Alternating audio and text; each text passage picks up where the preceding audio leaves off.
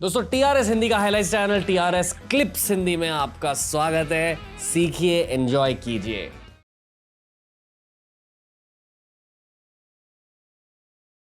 जो पेशेंट्स आपके पास आते हैं जो फाइनल स्टेज तक पहुंच जाते हैं, बड़ा ट्यूमर हो चुका है, आप फिर निकाल रहे हो, उन सब में आपको एक कॉमनैलिटी तो दिखी होगी अदर देन स्मोकिंग। आपने कहा कि 80% स्मोकर्स होते हैं। स्मोकर यानी related to tobacco, gutkha tobacco कहीं ना कहीं। तो कई लोगों को पूछा जाता है तो बोलते हैं नहीं, सिगरेट हम लोग पीते थे कॉलेज के डेज में, चेन स्मोकर थे, लेकिन 10 साल से छोड़ दिया। बट उसका कोई लेना देना नहीं। एक बार स्मोकिंग किया तो you are prone to become, हाँ, सो वन। एंड वहाँ पे भी WHO ने क्लियरली दिया है, less than 5 cigarettes per day is not as much as risk जो 5 सिगरेट से। इसका मतलब है सिगरेट नहीं पीना चाहिए। बट ये अभी जो जिसका है तो वो एक WHO का खुद का लिखा हुआ है जी। लेकिन स्मोकिंग करना ही नहीं चाहिए, ये सबसे इम्पोर्टेंट है। ओके, कॉमनैलिटी क्या दिखती है इन सारे पेशेंट्स में जिनको एडवांस कैंसर हो जाता है? कुछ कॉमनैलिटी दिखती होगी आपको एज अ डॉक्टर? कॉमनैलिटी ऐसा है कि पहले स्टेज में जब दिखता है तो डर के वजह से, फाइनेंशियल कारण के वजह से ये लोग अप्रोच नहीं करते। ओनली 10% लोग ऐसे रहते हैं जिनका डायग्नोसिस अनफॉर्चुनेटली स्टेज 4 में हो जाता है। उनको कुछ भी सिम्टम्स नहीं रहते और डायरेक्टली उनका ट्यूमर इतना एग्रेसिवली ग्रो कर रहा है कि उनको समझने के पहले ही चौथे स्टेज में जाता है। लेकिन 90% में ये साइंस रहते हैं लेकिन आप देखते नहीं हो। और ये एंजाइटी की वजह से होता है, या स्ट्रेस की वजह से होता है, या फाइनेंशियल कंडीशंस की वजह से होता है, या लगता है कि बाबा अपने को ऐसा निकला तो क्या होगा। लेकिन समझते नहीं कि रुकने से आप स्टेज बढ़ा रहे हो। अगर पहले आते तो पैसा भी कम खर्च होता और ट्रीटमेंट भी इजीली हो जाते। तो काफ़ी लोग फाइनेंशियल स्ट्रेन की वजह से, कि उनको लगता है एक बार कैंसर की झमेले में पड़ गए तो बस 30-40 लाख तो गए आपने। ऐसा नहीं है। स्टेज 1 to 4 के बारे में बताइए सर। एक्चुअली कोई भी कैंसर स्टेज 1 या 2 में आए तो आज कोई भी कैंसर ले लो, कोई भी, यानी ऊपर से नीचे तक, मुंह का कैंसर ले लो, ब्रेस्ट का कैंसर ले लो, कोई भी, फेफड़े का कैंसर ले लो, फर्स्ट और सेकंड स्टेज में 90% सर्वाइवल है। ये आज का कैंसर का सक्सेस स्टोरी है। 90% सर्वाइवल है। और टेस्टिस का कैंसर या ओवरी का जो कैंसर है उसमें तो 100% सर्वाइवल है। So first and second stage में आप आते हो तो 10 में से 9 पेशेंट ठीक होते हैं। तो अपनी जिम्मेदारी है कि फर्स्ट और सेकंड स्टेज में डायग्नोसिस करें। एक मिनट सर, साइंटिफिक तरीके से देखा जाए तो जो हमने कहा कि कैंसर बेसिकली आपके खुद के सेल्स की मल्टीप्लिकेशन बराबर है, बराबर। जैसे अगर बहुत ज्यादा मल्टीप्लिकेशन हो गई उसका ये मतलब है कि कैंसर हो रहा है। उसका भी एक रूल है। हर कैंसर सेल, जब आपको एक सेल बढ़ता है तो एक का जब 2 होता है उसके लिए 2 या 3 हफ्ते लगते हैं। तो आप समझ लो कि, और 1 million cells leads to 1 centimetre का ट्यूमर। 1 सेंटीमीटर का ट्यूमर बनाने के लिए अपने को 10 लाख पेशियां चालू है और इसका डुप्लीकेशन होने के लिए 15 दिन लगता है। सो 2 सेंटीमीटर का जब होएगा वो 15 दिन में होएगा। इस मल्टीप्लिकेशन की वजह आई नो की लाइफस्टाइल है, बट साइंटिफिक बायोलॉजिकल तरीके से देखा जाए तो एग्जैक्टली क्या हो रहा है उन सेल्स में? वो सेल्स में जैसे उनको इतना पावर मिलता है कि जो बॉडी के कंट्रोल में नहीं रहते, and they grow at a faster level. It is like amoeba, it is like corona virus. Virus क्यों बढ़ रहा है? क्योंकि वो इम्यूनिटी कम है। इम्यूनिटी नहीं है, उसको मारने की शरीर में क्षमता ही नहीं है।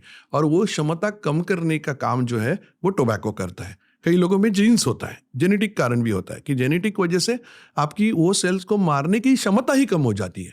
तो ये जो स्मोकिंग और टोबैको हैबिट्स है वो आपकी इम्यूनिटी कम करते हैं। तो वो उनको मारने का जो आपको पावर चाहिए, जो आपकी आर्मी उसको मारना चाहिए, वो नहीं मारती, तो वो बढ़ते जाता है। मतलब मेरे जैसे इंसान में मैं बहुत हेल्थ का ख्याल रखता हूँ तो मेरी इम्यूनिटी भी हाई है, हाँ, बीमार कम होता हूँ, हाँ, पर क्या मेरे अंदर भी कैंसर सेल्स है? नहीं, नहीं, नहीं। कैंसर सेल्स यानी नॉर्मल सेल्स है जो कैंसर के जैसे बढ़ सकते हैं। जैसे मैंने बताया 30 साल is not a small duration of my career. 30 साल में मेरा meaning we can count the numbers. इतने कम एथलीट्स और जो हेल्थ प्रोफेशनल्स हैं, हेल्थ प्रोफेशनल नहीं मीन जो अपने अरफ अच्छी तरह से देखते हैं और जिनकी आदतें अच्छी है, उनको कैंसर मैंने देखा ही नहीं है। I am not treated a person जो जिम में रोज जा रहा है। I am not treated a person की इज वेरी वेरी फेस्टिडियस कि क्या खा रहा है रोज का। नहीं होता है, बहुत कम लोगों में होता है। ओके, पता है मेरे को 16 साल की उम्र में एक गॉल स्टोन हो चुका था कि मैं ख्याल नहीं रखता था अपनी लाइफ से, हर दिन फास्ट फूड खाता था, हर दिन। 16 साल की उम्र में इतना पेनफुल गॉल स्टोन हुआ, इतना दर्द हुआ, मेरे हड्डियां भी टूटे हैं लाइफ में। मैं जूडो प्लेयर था, पर जो पेन मुझे गॉल स्टोन की वजह से हुआ, एक वेकअप कॉल था 16 साल की उम्र में। तब से लेकर आज तक मैंने पूरी लाइफ को फिक्स कर दिया। करेक्ट है। It's been the best thing. I feel कि जब आपकी एजिंग एकदम स्लो हो चुकी है, it's some positive sign. It is actually मेरा तो कहना है love yourself, love your body. Okay 90% of the time you don't love yourself because you are thinking the other person is better than you. ये wrong है।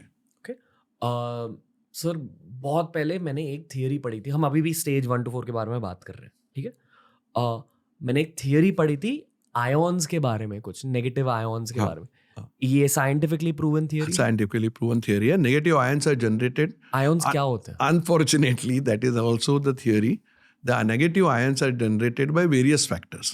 पर होते क्या हैं ions? Actually, it's like what you say, hormone की जैसे है कि सेल का स्वरूप बदला जाता है। लेकिन आप जैसे मेकअप करते हो तो आप वैसे ही नहीं देखोगे, कल दाढ़ी लगाया, मूछ लगाया तो आप अलग रहते हैं। तो ये सेल को पावर दिया जाता है और उनका शेप, ये इसके वजह से निगेटिविटी आती है वो सेल्स में। ओके तो एक बहुत सिंपल सा है, ये साइंटिफिक आंसर नहीं है ये, लेकिन this is what happens. So they get the power, negative ions, to destroy. मैं इंजीनियरिंग पर्सपेक्टिव से ions, I don't know now if physics के ions are also biological Okay. Ions, may be it will B.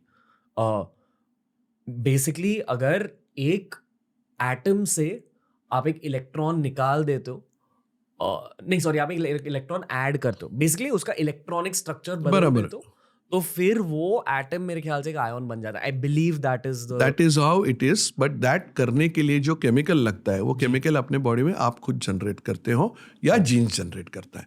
ये chemical reaction है। सो chemical reaction तो अपने आप नहीं होएगा, कुछ तो कारण रहना चाहिए। सो ये केमिकल रिएक्शन होने के लिए या तो जीन रिस्पॉन्सिबल है, या आपके एडिक्शन रिस्पॉन्सिबल है, या तो स्ट्रेस रिस्पॉन्सिबल है।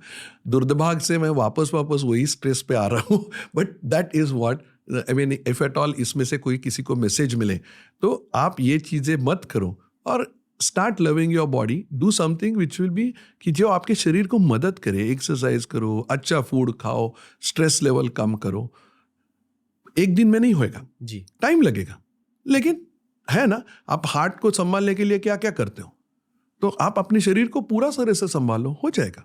ओके तो बेसिकली स्टेज 1 to 4 का लॉजिक ये है कि वो सेल ग्रोथ की स्पीड के ऊपर बढ़ती है। डिपेंडेंट है। मतलब अगर स्पीड बहुत तेजी से बढ़ रही है, मतलब आप स्टेज 4 तक पहुंच हाँ, गए। बट वो एक्चुअली ओनली 10% में दिखता है। ये Okay. स्लोली प्रोग्रेस होता है। ये कितना ओवर time? करीबन 1.5-2 महीना तो मिनिमम लगता है, और ये 1.5-2 महीना आपके पास हाथ में रहता है। तो नॉर्मली जैसे ही आपको एक छोटा सा गांठ आ गया तो आप उसको निगलेक्ट करेंगे, 2 महीने के बाद उसका डबल क्या 3 टाइम्स होने वाला है। सो फर्स्ट स्टेज का आपने यहाँ पे पैच आ गया, देख रहे हो, आपको छाले आ गए, आपको नमक वाली चीज़, नमकीन चीज़ वहाँ पे खाने में तकलीफ हो रहा है, आप नहीं जा रहे डॉक्टर के पास, 15 दिन ट्रीटमेंट लिया, नहीं आ रहा है, छाला बढ़ने ही वाला है। तो ये जो फर्स्ट स्टेज का एडवांटेज है वो अपने आप खुद डाल रहे हो।